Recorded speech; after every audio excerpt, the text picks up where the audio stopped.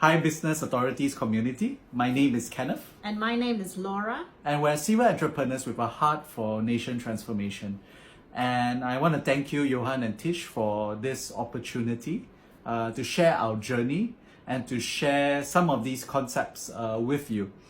And at the very fundamental heart of it, nation transformation is about leveraging what you are and what you have as an entrepreneur to transform nations. That means to create a bigger, wider impact as opposed to just a single business and all those things. And I think it's that heart for significance, it's that heart for doing something more for the human race. And this is one channel of which that can be done. So before I proceed to what nation transformation is, at least from our definition, especially because this is nation transformation for entrepreneurs and marketers, and not just for academics and everything. What nation transformation is not it's not a government to government thing, at least not by our definition. It's not academia, and it's not social enterprise.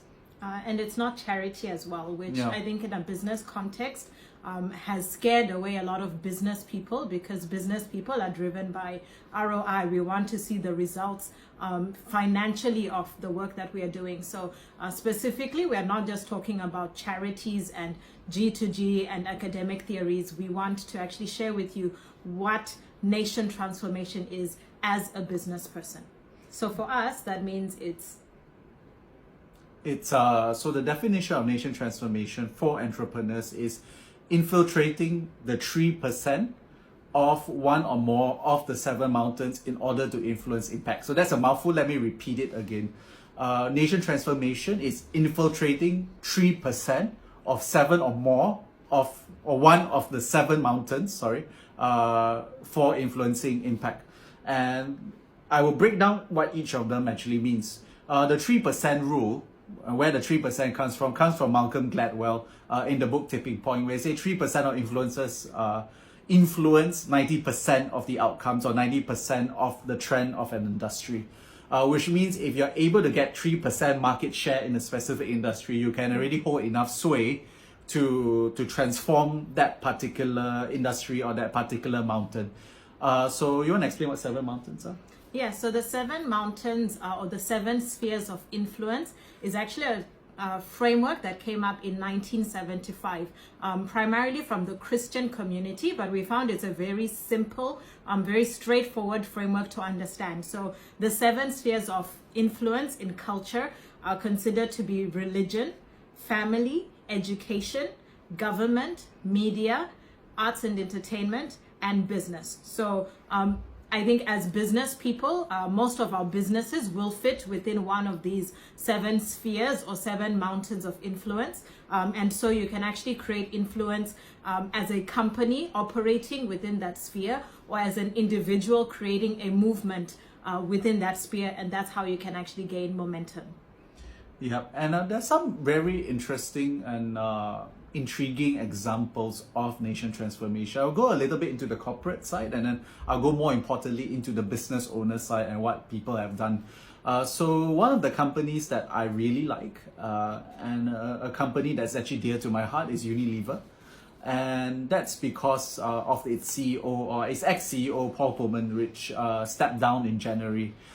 His motto is business doing well by doing good. And the whole history of Unilever is actually one of nation transformation. When they were first the Lever brothers, they were the ones who created soap. And back in the day, infant mortality rates were really high. People don't generally live beyond 30 years old because of hygienic issues and everything.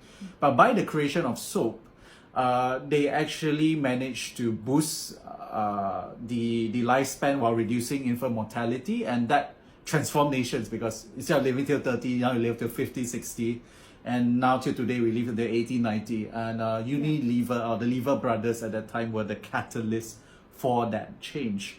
And even today, Paul Pullman says that in order to increase consumption, you must reduce the poverty rate. So the minute you get more people into the middle class, they consume your products more.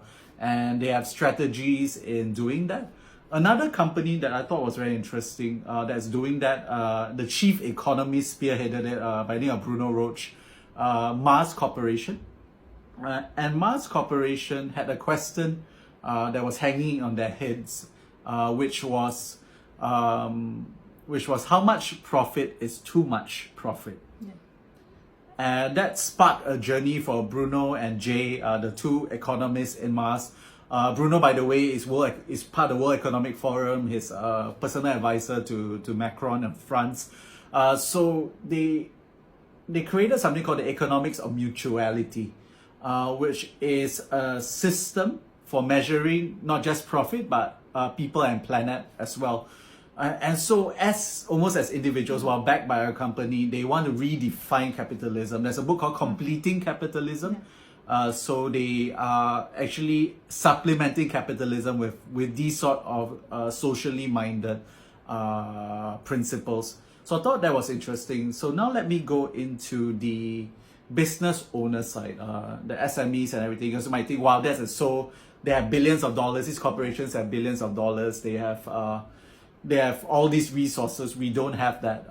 But there's actually 4 examples of business owners that are making a difference. Number one is HM. I'm using acronyms here or pseudonyms more accurately because some of these are still confidential. And this is the best example of the 3% rule. So HM is a very successful entrepreneur, but he has a heart for Cambodia. He's not from Cambodia, he's from one of the Western countries, but he has a heart for Cambodia. But they said one of the biggest blocks for transforming the nation of Cambodia is that the government is corrupt and business practices are not done well and all those things.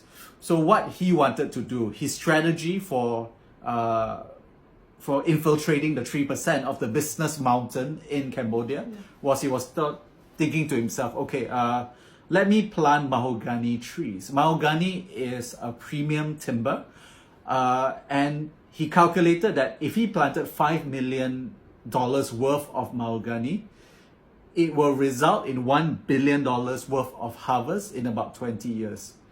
And $1 billion is about 5% of Cambodian GDP, which means that he now has 5% of Cambodian GDP after 20 years. He then can influence decisions within the country.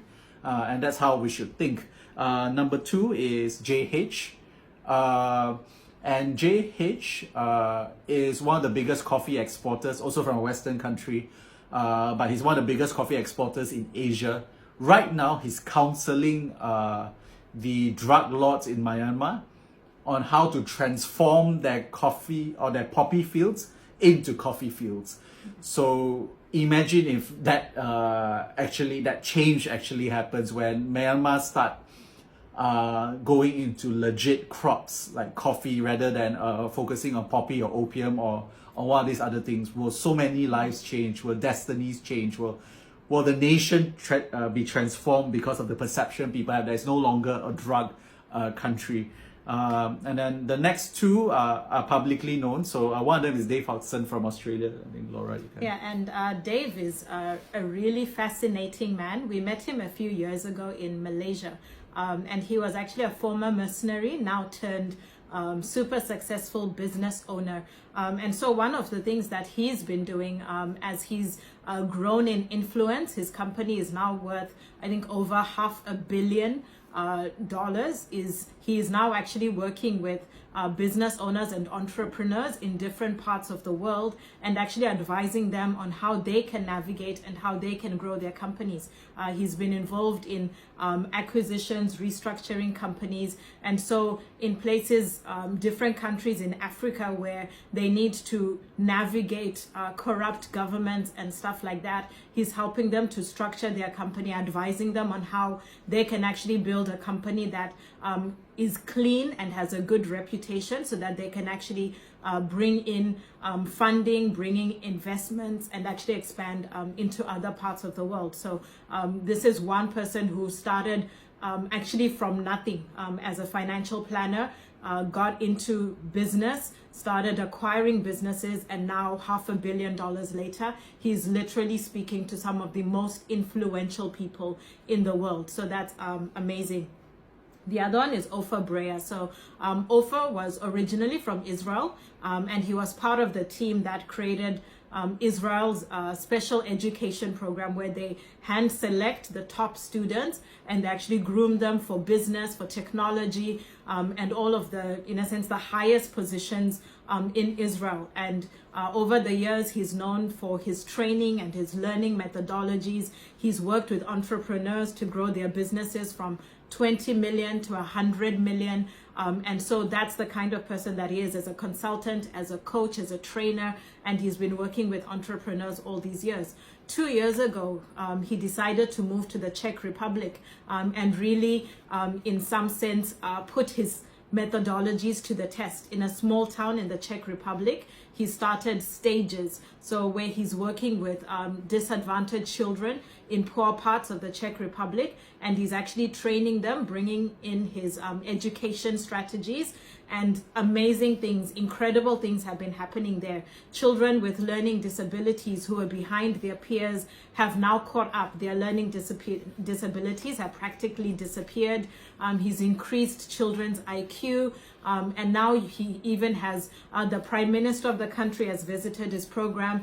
Different ministers from different countries have come to see the work that he's doing with Stages, and I think even in Singapore, the Singapore government is actually in talks with him to see how they can actually begin to use some of those methodologies in educating their children. So you can see how the power of one man and his wife, they've actually invested their own money into setting this up, and 2 years later he's won awards like the Tribeca Award for Education Innovation. He's got recognition from the EU, and they are exploring how can he actually bring those skills, those talents, those methodologies into a greater sphere of influence, and really how to support human flourishing. So very inspiring examples of what one person can do, or what one company can do, still in a business context, but actually bringing around nation transformation. Yeah, that's very good, Laura. And I think here are some tips on nation transformation that you can implement for yourself. Okay, so I think one of the key things is to understand that nation transformation follows basic business principles.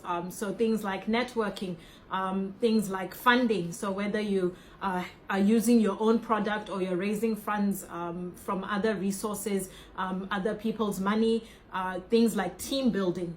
So all of these are skills that as an entrepreneur, as a business person, as you grow, they're skills that you have either already developed or you will be developing in time. And so those are very critical skills that you can actually use towards nation transformation. So one key one is actually measuring ROI, measuring success. And as business people, we understand the value of when you put money in, you expect money to come back out. And when you're actually using business as a tool for national transformation, those are very important skills that you can actually apply in that context as well.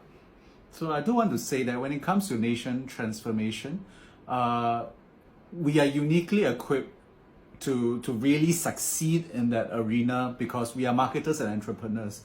And as marketers and entrepreneurs, we have the skill sets of persuasion, we have the skill sets of sustainability, of business models, of cash flow management, of all those things. And so we are uniquely gifted in that. So I think the key, there are really three things you need to take into account when it comes to nation transformation for entrepreneurs. I think like with all businesses, you need a product, you need people, and you need payment. A product is basically just a service or something that can both enrich you and enrich the country. So it can be a Unilever. When soap was first introduced, there was soap and it enrich people's lives. So you need a product. With people, what we realize when it comes to nation transformation is how complex it can get. I mean, it can start off simple, but otherwise, if you want to transform an entire country, there are multiple steps and multiple things that need to happen. So you need people to support your cause. You can't do it on your own. But what I realize is, and this one key here is, when you have a vision that's bigger than yourself and you're able to communicate that vision, people will follow you, because most people don't have as big a vision and they want to live vicariously through you. That's why visionaries attract people and everything. So that's the other thing. And finally, the idea of payment. And payment, I do mean resources. Like, how much do you need to put in order for it to work, in order for it to have a baseline, MVP, minimum viable product, and all those things. It can cost a little bit. It will cost something. It won't be free. But it wouldn't cost as much as you think it may cost. But you must do the resource allocation accordingly. And there are several steps. There's 4 steps when it comes to nation transformation. I think step number 1 is which of the 7 mountains that you want to engage in. Which ones do you want to conquer? Which ones do you want to take the 3% market share? Is it business education? Is it a few of them? Is it media? Because sometimes we live in a world where everything is intertwined. So we need to do that. Second is to speak the language of transformation. Words like geopolitics and all those things. The reason, it's not hard to know the terminology, but it's good to know the terminology, the ideas and everything. Just as when you went into business, you need to learn words like KPIs, like CP, CPAs, like conversion rate and all those things. All these are jargon. You need to know a little bit of the jargon of nation transformation, because nation transformation also involves other different aspects beyond business. So it's good to know the language. Number 3 is identify your strengths. What are the strengths you bring to the table? What's your unique passion? What do you want to do? Do you want to eradicate human trafficking, let's say? Do you want to eradicate slavery? Do you want more pets to be treated kindly? So what your passion is, that's what you focus on. And 4th is start from where you are and where people are, or where the situation is, rather than where it should be. And this is really key, and I think this is very essential, because most people who want to create national impact don't actually do so. And the reason for that is they base their strategy on a utopian reality. They base their strategy on what people should be. People should be thinking of the best interests of others. Organizations should have their stuff together, should have, no politics whatsoever. People are thinking in terms of the best interest of the people and everything. But we know as business people, we know as marketers, that that's not the case. You look at the politics now from Brexit and everything, it's not the case. And people will not magically change overnight. We know that because we know people have biases, we know people have psychological triggers. That's why we do the markets we do. And so it's to base our strategy on how people actually are right now. And if people are garbage right now for a certain, then that's how it is. If people have certain biases, that's how it is. If a certain regime is corrupt, that's how it is. But you need to strategize based on reality. Because as marketers and business people, we have the gift of influence. We have the skill set of influence, and we are able to shift that towards our greater goal. So it's not to lose sight of the goal, but it's also to know where you're starting from. And I think the ultimate key is to be brave and to know it can be done. The journey of 1,000 steps begins with 1, and that's really key, to know that it can be done, and to know that once you take that first step, just like the Ophers and the Dave Hodsons of the world, you can make a difference. So here's a little bit on what we are doing in terms of the nation transformation space, and this is our vision. So this does get me quite excited, and that is we want to transform the nation of Zimbabwe, because Zimbabwe is a HR gold mine. It's a literal gold mine. What I mean by that is it has people with a 91% education rate. Most of the population speak English. And it's a mineral gold mine, means it's rich and flush with golds, platinum, chrome, rare earths, agriculture, and all those things. In fact, it's top 3 in the world in terms of those resources for most of them. So it's a very rare and rich country. However, it's a country that is now artificially suppressed. And I mean, it's not all unfounded and everything, but the problem is that the biggest issue with Zimbabwe is that it's soft power. That means it's branding. Its main export is Mugabe. The main export is a dictator. The main export is kicking white people out of their farms. So it's just a very negative connotation to the world. I mean, if you think of Australia, you think of beaches, you think of kangaroos, you think of tourism, you think of the Sydney Opera House, you think of all these beautiful, beautiful things. If you go to France, you think of French fries, you think of food. I mean, do they have French fries in France? I don't know, okay. Eiffel Tower. You think Eiffel Tower, Paris. yes. Paris. Oops. But Food. they don't have Frankfurters in Frankfurt, right? I don't think so. So anyway, but you know, Zimbabwe is Mugabe, or corruption, or whatever the thing is. So we want to alter perception, because we know as marketers and as entrepreneurs that branding changes perception, perception drives action. So we want to do a voluntary national branding exercise for Zimbabwe, so that it moves away from Mugabe, it moves away from all these things to be positive, that it is a HR gold mine. We call it the Land of Milk and Honey project, or Loma project.